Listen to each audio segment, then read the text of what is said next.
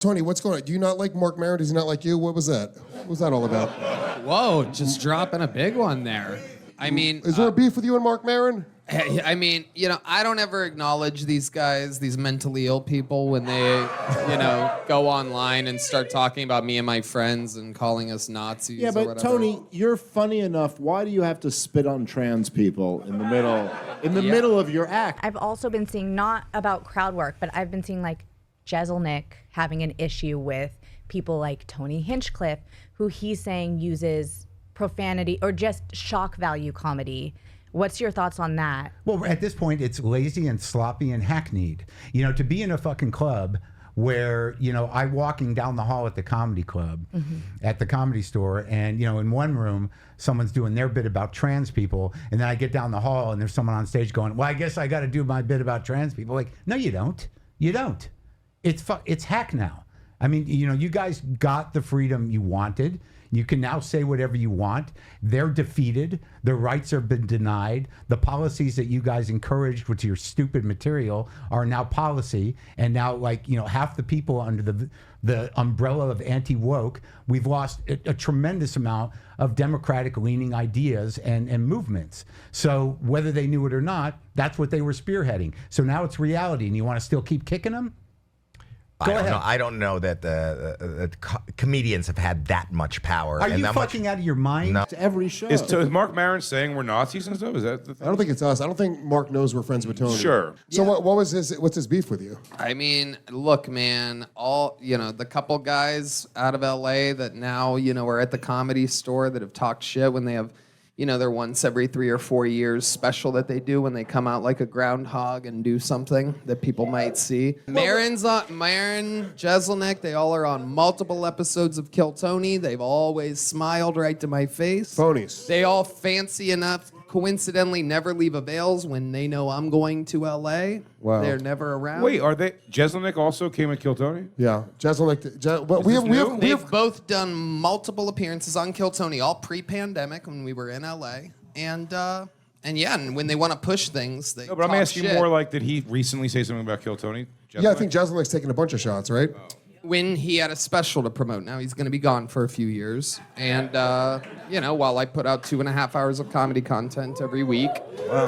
And, I don't blame them. If the shoe was on the other foot, if I was them, I would I'd be mentally maybe I would do it too. While I've made multiple videos shitting on Tony, he still has a point here. This is obviously a promotional tactic being used by people with irrelevant podcasts who are desperately trying to find a way to generate attention.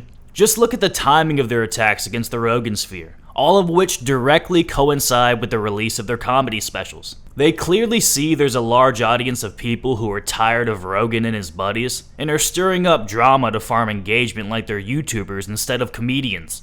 Maron has the nerve to do this, while simultaneously acting like he's above clickbait culture. The clickbait world feeds on little tidbits of garbage.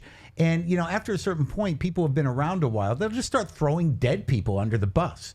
I was upset with Olivier once and he fucked a dog. And you're like, wait, what? And then all of a sudden that becomes news. And it's like, the culture of that is nothing but destructive. So when someone's talking shit and they continue to do it and you're alive, it behooves you to, instead of engage in a public way, to go, would you want to resolve this or you just want to keep talking shit? Like he isn't on a 20 podcast run of non-stop low-effort drama stirring in a blatant attempt to drive people to his special. I thought the person who handled it very well with Maron's, because he's going on kind of the tour of everything in podcasting and comedy sucks. What's his name? Howie Mandel, of all people. I thought it was good. Because Howie Mandel was like, he's basically giving him you're just old. And you're supposed to kind of feel this way, but everything's fine. He went after Howie Mandel after that a little bit. No, Did he really? He did an interview after that, and they brought up the Mandel thing, and he kind of trashed Howie. It's painfully obvious that Maron and Jeselnik feel like outsiders who have been left behind in the current podcast age of comedy. While Maron had extreme success in podcasting early, mostly as a result of a lack of competition, he's recently given up as his numbers have continued to dwindle. I announced that we're stopping WTF. And I don't know. The world has changed a bit, and the sort of uniqueness of whatever the hell's happening. I mean, there's enough people yammering. He had a special to promote, and he's ending his podcast, Maron. Yeah.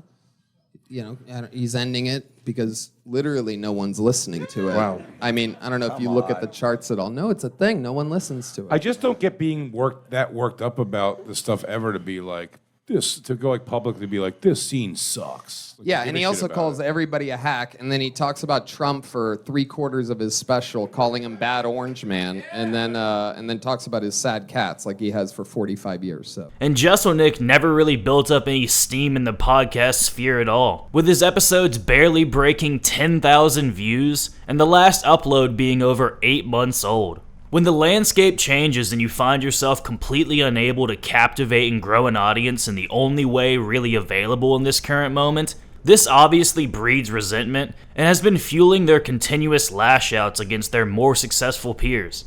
It's hard to accept that the only method for connecting with your fans is a form of content creation that you are completely inept at, so you start blaming everyone else. Whether it's the changing culture or the current gatekeepers in comedy, you need to find some excuse other than your own inadequacy. Maron and Jeselnik can't handle feeling behind the times, and seeing all of these comedians they consider inferior rocket past them to success is causing them to resort to TMZ-level gossip as an alternative marketing strategy. They've been insulated within this LA bubble for so long that they have no idea that calling someone a Nazi or a fascist doesn't carry any weight with the average person anymore.